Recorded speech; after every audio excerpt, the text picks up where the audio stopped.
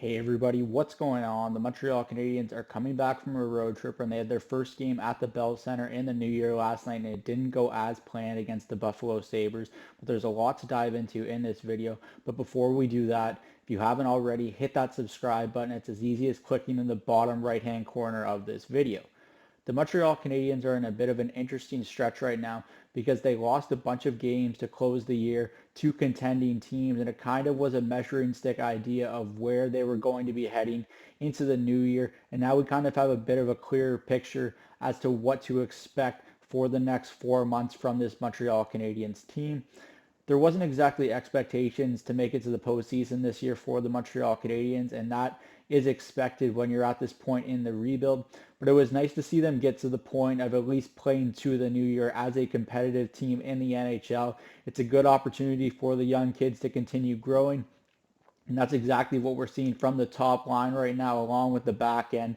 You're seeing defensemen like Jayden continue to grow. You're seeing Jordan Harris back in the lineup again. He's starting to show different strides as well. There's a lot of positivity right now, but the one that you want to highlight on the back end has to be Jayden Struble. Struble is just showing a lot of poise with the puck. He's really strong in the defensive zone. He's physical. He can move the puck. He's just a really smart all-around player, and I think he's going to have a long future on the Montreal Canadiens back end. Whether that's on the bottom pairing or not remains to be seen, but he definitely has a role on this team as they enter into a contending window down the line. But the one thing that you have to look at right now is what the top line is doing. They're amongst the leaders in the NHL in goals for percentage on the top line. You have to look at Nick Suzuki, Juraj Slafkovsky, and Cole Caulfield right now and how they're gelling together as a line. One thing you have to do is give credit to Martin St. Louis. When this line started to play together, they weren't exactly producing, but he kept them together because you could see the underlying things of what they were doing well together, and they just weren't getting the puck luck as in it wasn't going in the net. But now the numbers are starting to creep up there, and you're starting to see this line produce as a whole, and you're starting to see what Juraj Slafkovsky is capable of.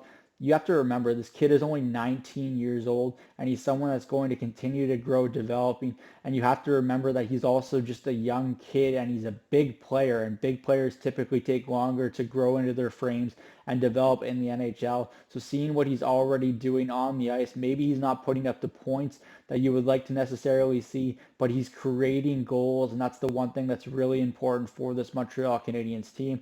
We know the one thing they're missing right now in this rebuild is goal scoring, and it appears as though this top line is going to continue to find ways to put pucks in the net. Would it really surprise anyone if this is the Montreal Canadiens' first line, or at least one of their top six lines moving forward for at least the next half decade? I don't think that would surprise anyone.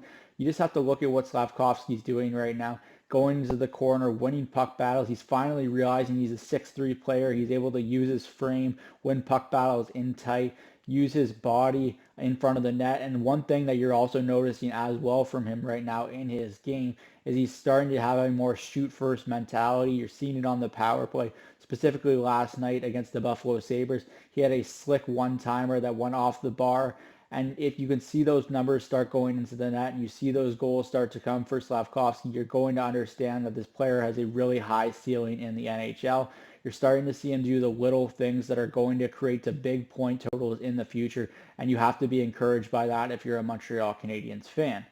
Right now, the Montreal Canadiens might not be in the best position in the standings, but you're going to see a lot of assets returned by the trade deadline. There's a lot of people wondering whether or not Jake Allen is going to fetch a sizable return, but you have to look at the likes of Sean Monahan, potentially guys like Tanner Pearson. There's a lot of moves that the Montreal Canadiens can make leading up to the trade deadline, and they're going to put this Montreal Canadiens team in a better spot to succeed down the road.